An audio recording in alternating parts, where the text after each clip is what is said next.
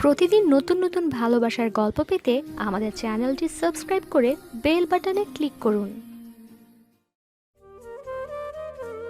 আপনি সবসময় আমার সাথে এমন করেন কেন? আমি না আপনার বউ লাগি? তুই আমার বউ না ঘোড়ার ডিম? আমি তো মনে প্রাণে শারমিনকে বউ মানি। তুই কোনোদিনও আমার কাছ থেকে বউয়ের অধিকার পাবি না। তাইলে আমার বিয়ে করছেন কেন? শারমিনরে বিয়ে করতেন। আমি কি তোরে সাধে বিয়ে করছি? মা বাবার সম্মান রাখতে গিয়া বিয়ে করছি। মা বাপের সম্মান রাখতে গিয়ে আমার বিয়ে করছেন ভালো কথা, তাইলে সবসময় আমার লগে এমন খারাপ ব্যবহার করেন কেন? ওরে পেতনি, খারাপ ব্যবহার কেন করি বুঝোস না? আর তুই বুঝবেই বা কেমনে? তোর তো বুদ্ধি শুদ্ধি কম, তাই না? হ, আমার বুদ্ধি কম, আমি কম বুঝি। আপনি যদি আবার আমার লগে এমন খারাপ ব্যবহার করেন তাইলে আমি কিন্তু মায়ের কাছে কইয়ে দিমু। এই বাড়ির ভাত খাওয়ার ইচ্ছা যদি না থাকে তাইলে মায়ের কাছে নালিশ করিস। আর যদি খাইতে চাস তাইলে আমার নির্যাতন তোর সহ্য করা লাগবে। কথাটা মনে রাখিস। তাড়াতাড়ি আমার আকাশি রঙের শার্টটা দে। বেলা কয়টা বাজে ঘড়ি দেখছোস? আমার কথা শুনে মায়া চুপ হয়ে যায়, আর একটিও কথা বলে না। মা বাবার সম্মান রক্ষা করতে গিয়ে মায়াকে বিয়ে করতে হয়েছে। মায়া বাবার বন্ধুর মেয়ে। বাবা মায়ার বাবাকে কথা দিয়েছিল মায়াকে আমার সাথে বিয়ে দিবে, তাও সেটা আমার জন্মের 4 বছর পর। আমার বয়স যখন 4 বছর, মায়া তখন সবেমাত্র পৃথিবীর মুখ দেখেছে। মায়ের কাছে গল্প শুনেছি, মায়ার বাবার সাথে আমার বাবার ভালো বন্ধুত্ব ছিল। দুজনের বন্ধুত্ব আজীবন টিকিয়ে রাখার জন্য আমাদের বিয়েটা ঠিক করা হয়েছিল। কিন্তু ভাগ্যের কি নির্মম পরিহাস, মায়াকে আমার হাতে তুলে দেওয়ার কপাল মায়ার মা বাবার হয়ে ওঠেনি। মায়ার বয়স যখন 8 বছর, তখন ওর মা বাবা দুজনেই সড়ক দুর্ঘটনায় মারা যায়। পরে মায়ের খালা ওকে নিয়ে গিয়ে নিজের মেয়ের মতন লালন পালন করেন আমার গলায় ঝুলানোর জন্য। শারমিনের সাথে আমার 3 বছরের গভীর প্রেম। আমরা বিয়ের আগেই বাচ্চা কাচ্চার নাম ঠিক করে রেখেছি। বিয়ের পর কোথায় ঘুরতে যাব, প্রতিদিন কি কি কাজ করব, সব আমাদের রুটিন করা ছিল। শুধু 3বার কবুল বলা বাকি। সন্ধ্যা হলেই আমি ছুটে যেতাম শারমিনদের কাঁঠাল বাগানে। বাগানের সবচেয়ে বড় কাঁঠাল গাছের নিচে বসে আমার ভালোবাসার গল্প শুরু হতো। সারাদিন কি করেছি না করেছি সব কথা দুজন বলতাম। কাঁঠাল গাছের নিচে থেকে আকাশের চাঁদটাকে খুব সুন্দর দেখা যেত। আমি চাঁদের দিকে হাত বাড়িয়ে বলতাম, দেখো শারমিন, তুমি চাঁদের থেকেও অনেক সুন্দরী। তুমি আমার জীবনে এসে ভালোবাসার আলো ছড়িয়ে দিও। তোমার বুকে মাথায় রেখে ঘুমাতে দিও এক জনম। আমি শুধু তোমাকে ভালোবেসে যেতে চাই। আজকের এই চাঁদ সাক্ষী রইল, তুমি শুধুই আমার। আমার কথা শুনে শারমিন মুচকি মুচকি হাসতো আর বলতো, তুমি কি পাগল হয়ে গেলে নাকি? আমি তো শুধু তোমার। সৃষ্টিকর্তা ছাড়া কেউ আমাকে তোমার থেকে আলাদা করতে পারবে না। আমিও তোমার বুকে মাথা রেখে ঘুমাতে চাই। তোমার বুকটা আমার জন্য খালি রেখো। হয়তো সৃষ্টিকর্তার ইশারায় আমরা দুজন আলাদা হয়ে গিয়েছি। আমার গলায় ঝুলেছে ক্লাস 8 পাস মায়া, আর আমার জীবন থেকে হারিয়ে গেছে ভালোবাসার মানুষ শারমিন। বিয়ের পরও শারমিনের সাথে মাঝে মাঝে ফোনে কথা বলতাম। শারমিনকে এতটা ভালোবেসে ফেলেছি যে ওকে ভুলে থাকা মোটেও সম্ভব না। মাঝে মাঝে মনে হয় ওর মুচকি হাসি দেখেই আমি এক জনম কাটিয়ে দিতে পারবো। কিন্তু মা বাবা আমার গলায় ঝুলিয়ে দিয়েছে মায়া নামের একটা পেতনি মেয়ে। শারমিন যদি পরি হয় তাহলে মায়া অবশ্যই পেতনি। বাবা যেদিন আমাকে ডেকে বললেন, তোর জন্য মেয়ে দেখা হয়েছে, বিয়ের জন্য তৈরি হ, আগামীকাল তোর বিয়ে। বাবার কথা শুনে আমার চোখ কপালে উঠে গেল। বাবা, এসব কি বলছো? হঠাৎ আমার বিয়ে কেন? আমি পাক্কা মদন সেজে গেলাম। বাবার মুখের ওপর কথা বলার সাহস আমার হয়নি। এই জীবনে হবে কি না জানি না। বাবার ধমক শুনলেই আমার হাঁটু কাঁপতে শুরু করে। তাই বাবার কথা মতো পাত্রীর নুরানি চেহারা না দেখেই ভালোবাসার মানুষটাকে কবর দিয়ে বিয়েতে রাজি হয়ে গেলাম। কপালে যা ছিল সেটাই হলো। বাসরাতে বউয়ের মুখ দেখার পর আমার চোখ থেকে আষাঢ় মাসের মতো বৃষ্টি ঝরতে শুরু হলো। ভালোবাসলাম হুড়পড়ি, আর কপালে জুটল পেতনি। কি কপাল আমার! বাসর রাতে মায়াকে জানিয়ে দিলাম, তুই শুধু শরীয়ত মোতাবেক আমার বিবাহিত স্ত্রী, কিন্তু আমার থেকে স্ত্রী যে হকগুলো আছে সেগুলো কখনোই চাইবি না, কারণ আমার অন্তরে অন্য একজন বাস করে। আমি শুধুই তাকে ভালোবাসি এবং জীবনের শেষ অবধি ভালোবেসে যাব। বাসরাতে আমার কথা শুনে মায়া কোনো জবাব দেয়নি। ও হয়তো ভেবেছিল আমি রাগের মাথায় এসব বলছি, কারণ মায়া একটু হলেও বুঝতে পেরেছে আমি কি জন্য ওকে এসব কথা বলছি। আমি বিছানায় শুয়ে পড়লাম এবং মায়াকে মেঝেতে শুতে বললাম। বাসরাত থেকেই মায়া মেঝেতে শুতে শুরু করলো। মা বাবার সামনে মায়ের সাথে ভালো ব্যবহার করতাম। মা বাবাকে বোঝাতাম আমি মায়াকে নিয়ে ভালোই আছি, কিন্তু ভেতরে ভেতরে শারমিনের জন্য আমার অন্তর পুড়ে যাচ্ছে। মায়া দেখতে শ্যামলা টাইপের ছিল, আমার চোখে দেখতে অতটা সুন্দর ছিল না। হয়তো মা বাবার চোখে পরীর মতো ছিল। আমার চোখ তো ছিল শারমিনের দিকে, তাই হয়তো মায়াকে আমার চোখে ভালো লাগতো না। আমি যখনই সুযোগ পেতাম মায়াকে জ্বালাতন করতাম। মায়া মুখ বুজে আমার সব জ্বালাতন সহ্য করত, মায়ের কাছে নালিশ করতো না। ও হয়তো ভাবতো মায়ের কাছে নালিশ করলে আমি যদি মার দেই, সংসারে ঝামেলা হলে যদি বাড়ি থেকে বের করে দেই, তাহলে ও কোথায় যাবে? যাওয়ার মতো সাজেদা খালা ছাড়া আর কেউ নেই। বিবাহিত মেয়ে স্বামীর সংসার ছেড়ে গেলে সমাজের মানুষ নানান কথা বলবে। হয়তো সেই ভয়ে মায়া আমার সব জ্বালাতন মুখ বন্ধ করে সহ্য করত, আর আমিও পাষাণের মতো দিনরাত কষ্ট দিতাম। আমি চাইতাম মায়া চলে গেলে শারমিনকে বিয়ে করতে পারবো। এই তো সেদিন রাতে আমাকে ভাত দেওয়াতে দেরি হওয়াতে ইচ্ছা মতো মারলাম। বেচারি মুখে আঁচল গুজে কান্না করলো। আমি ভাবলাম এবার কাজ হয়েছে, কাল সকালে হয়তো বিদায় হবে। কিন্তু না, বেচারি সকালে আমি ঘুম থেকে ওঠার আগেই আমার জন্য খিচুড়ি রান্না করে নিয়ে এসেছে। আমাকে ডেকে তুলে বলল, এই যে নেন, আপনার জন্য খিচুড়ি রান্না করেছি। আমি তো অবাক, এই মেয়ে মানুষ নাকি অন্য কিছু? রাতে এত মাইর খাওয়ার পরও সকালে খিচুড়ি? আমি দাঁত কেলিয়ে হাসতে থাকি। আমার হাসি দেখে মায়াও হাসে। আমি মায়াকে ধমক দিয়ে বলি, ওই তুই হাসছিস কেন? আমি কি তোকে হাসতে বলেছি? মায়া আস্তে করে জবাব দেয়, আপনি হাসতেছেন তাই আমিও হাসলাম। আমার সামনে থেকে যা, বাড়ির কাজ কর। দেখ মা কি করতেছে, মায়ের কাছে গিয়ে গল্প কর।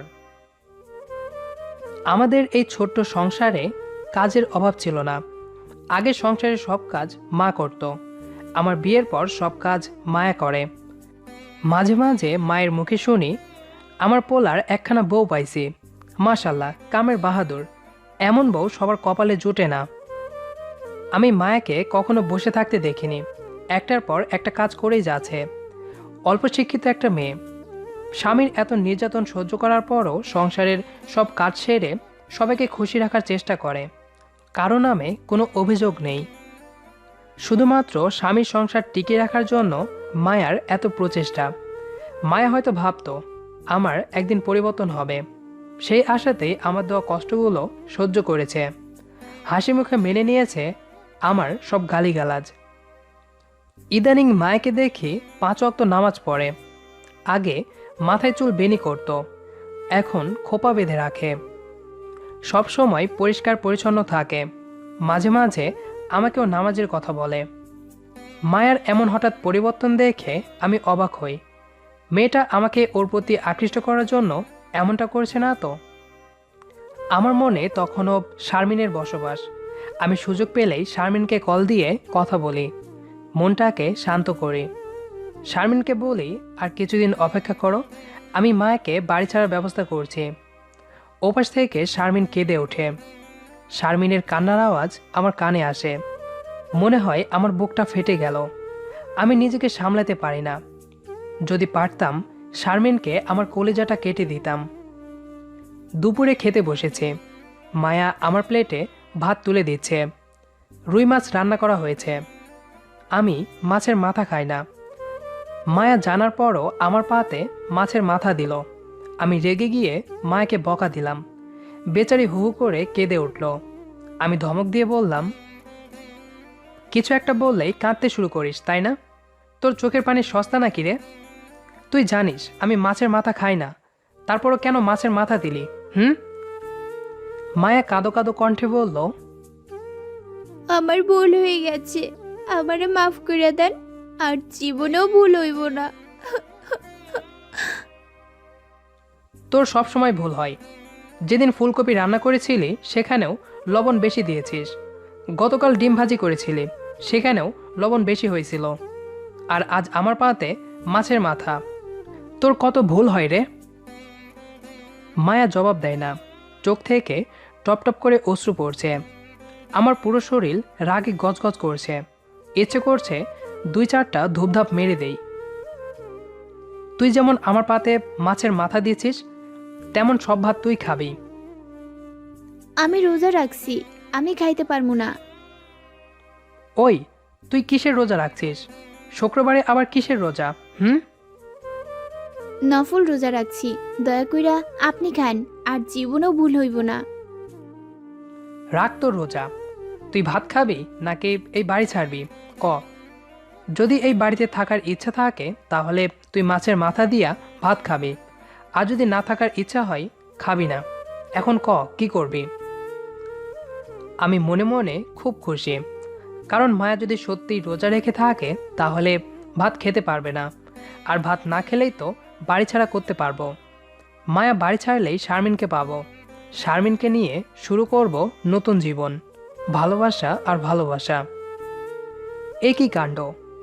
মায়া হাত ধুয়ে ভাত খেতে শুরু করলো। আমি তো অবাক। মায়া না বললো ও রোজা রেখেছে, তাহলে ভাত খাচ্ছে কেন? তার মানে রোজা ভেঙে এই বাড়িতে থাকার প্ল্যান। কি রে, তুই না রোজা রাখছিস, তাহলে ভাত খাচ্ছিস কেন? আপনি না ভাত খাইতে কইলেন, তাছাড়া নফল রোজা রাখতে হইলে স্বামীর অনুমতি নেওয়া লাগে। আমি তো আপনার অনুমতি নেই নাই, তাই আপনার কথা মতো রোজা ভাঙলাম। আমার সব প্ল্যান ভেস্তে গেল। এবারও মায়াকে ঘরছাড়া করতে পারলাম না। এতান ভীষণ, তুই একটা অসহায় মেয়ের সাথে এমন কেন করিস? মেয়েটা তো তোর বিয়ে করা স্ত্রী। স্ত্রীর সাথে কেউ এরকম আচরণ করে? স্ত্রীকে ভালোবাসতে হয়, সম্মান করতে হয়, স্ত্রীকে সময় দিতে হয়, স্ত্রীর হক আদায় করতে হয়। তুই তো কিছুই করিস না, বরং নিজের সহজ সরল স্ত্রীকে দিন রাত কষ্ট দিস, নির্যাতন করিস। তুই জানিস এর জন্য তোকে শাস্তি দেওয়া হবে? তানভীর, তুই তো পাপী রে। তুই স্ত্রীর অধিকার আদায় না করে বেগানা নারীর সাথে ভালোবাসার কথা বলিস। নিজের ঘরে স্ত্রী রেখে কেউ এমন পাপের কাজ করে? তানভীর, তুই ভালো হয়ে যা। তোর ভালোবাসাটুকু স্ত্রীকে দে, মনের কথাগুলো স্ত্রীকে বল। অসহায় মেয়েটাকে আর কষ্ট দিস না। সবার জীবনে এমন আদর্শ স্ত্রী জোটে না রে তানভীর। তোর যে কবে বুদ্ধি হবে দেখিস না। এত জ্বালাতন সহ্য করার পরেও তোর স্ত্রী রোজা রাখে, যাতে করে তুই ওকে ভালোবাসিস। তানভীর, সময় থাকতে বুঝতে শেখ, নাইলে পরে পস্তাবি। স্ত্রীর অধিকার আদায় না করার জন্য আল্লাহর কাছে তোকে জবাবদিহি করতে হবে। তানভীর, ভালো হয়ে যা। হঠাৎ আমি চমকে উঠি। পুরো ঘর অন্ধকার। ঘরের লাইট জ্বালিয়ে দেওয়াল ঘড়িতে দেখি রাত 4:19। মায়া মেঝেতে শুয়ে আছে। আমার পুরো শরীর ঘেমে একাকার হয়ে গেছে। আমি কি তাহলে এতক্ষণ স্বপ্ন দেখছিলাম? আর স্বপ্নে কে সেই মানুষটা যে আমাকে এতগুলো কথা বলল? স্বপ্নের মানুষটির কথাগুলো আমার কানে বাজছে। আমার খুব ভয় হচ্ছে। কে সেই মানুষ? আমার হাত পা কাঁপতে শুরু করলো। উপায় না পেয়ে আমি মায়াকে ডেকে তুললাম। মায়া চমকে উঠে বলল, কি হয়েছে আপনার? ভয় পাইছেন নাকি? না, ভয় পাইনি। আমার কেমন যেন লাগছে। আমি স্বপ্নের কথা মায়ের কাছে লুকালাম।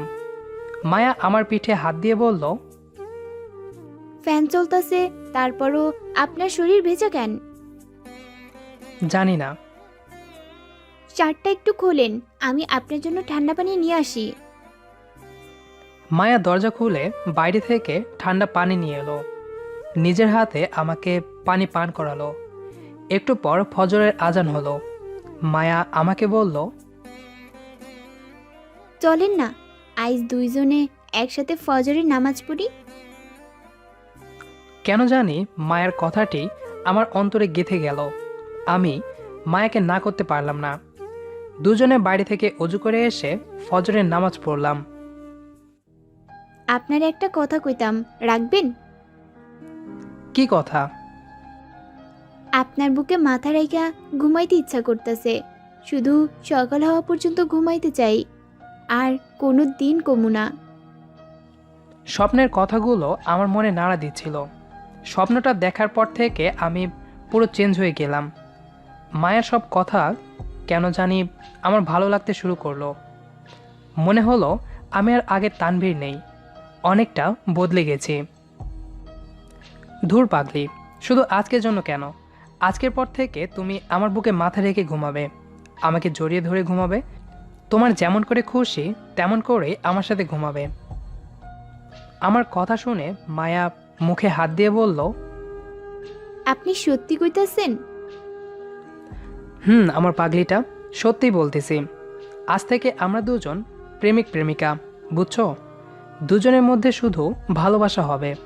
এতদিন যা হয়নি এখন তা প্রতিদিন হবে। ভালোবাসায় ভরিয়ে দেব আমার পাগলিটার মন। এমনে বললেন না, আমার লজ্জা লাগে। ধুর পাগলি, লজ্জা কিসের? আমি না তোমার জামাই? আমার তাও লজ্জা লাগে। রাখো তোমার লজ্জা, এসো দুজন স্বপ্নের দেশে হারিয়ে যাই। না, যামু না। স্বপ্নের দেশে হারাইয়া গেলে আমাকে সংসারের কাম করব কেডা? মা এত কাম একলা করতে পারবো? মায়ের কথা শুনে আমি হাসতে হাসতে বলি, আল্লাহ আমার কপালে ঝোলাইয়া দিছে একটা পাগলি। এই পাগলিটারে নিয়া কেমনে সংসার করবো? আমারে পাগলি বইলেন না, আমি আপনার বউ হই, বউ। আয় রে আমার পাগলি বউ, তোরে বুকে নিয়ে ঘুমাই। স্বপ্নটা দেখার পর আমি নিজের ভুল বুঝতে পেরেছি।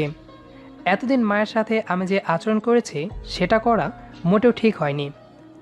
একজন স্বামী হিসেবে স্ত্রীকে এতটা কষ্ট এবং নির্যাতন করা মোটেও ঠিক না। আমি তো প্রেম নামক পাপের খেলায় মেতেছিলাম, তাই মায়ার পবিত্র ভালোবাসা চিনতে পারিনি, মায়ার হক আদায় করতে পারিনি। দিনরাতে শুধু কষ্ট দিয়ে গেছি। এখন মায়াকে আমার পরিচয়েও সুন্দরী লাগে। মায়া শ্যামলা হলেও ওর মুখটাতে একটা মায়া কাজ করে। মায়ের চোখ দুটো অসম্ভব সুন্দর। মাঝে মাঝে ওর চোখ দুটোর দিকে তাকিয়ে ভাবি, সৃষ্টিকর্তা কেন এই শ্যামলা মেয়েকে এত সুন্দর চোখ দুটো দিল? সৃষ্টিকর্তা চাইলে একটা সুন্দরী মেয়েকে এই চোখ দুটো দিতে পারত, তাহলে মেয়েটাকে আরও সুন্দরী লাগতো। আজকাল মায়ের কপালে চুমু খাওয়া হয় না, আমি মায়ের মায়াবী চোখ দুটোতে চুমু খাই। আমার কাণ্ড দেখে মায়া মুচকি মুচকি হাসে আর বলে, আপনি পারেন বটে, চোখে কেউ চুমু খায় নাকি? আমার বউয়ের চোখ দুটো সেই কিউট, তাই আমি চুমু খাই, তাতে তোমার কি? আপনার বউ হইতে পারে, কিন্তু চোখ দুইটা তো আমার নাকি? বউ, ও আমার চোখও আমার, বুঝলা পাগলি বউ? চলেন আইস ঘুরতে যামু। কই যাইবা? আপনি যেখানে নিয়ে যাইবেন। চলো চাঁদের দেশে যাই। হ, চলেন।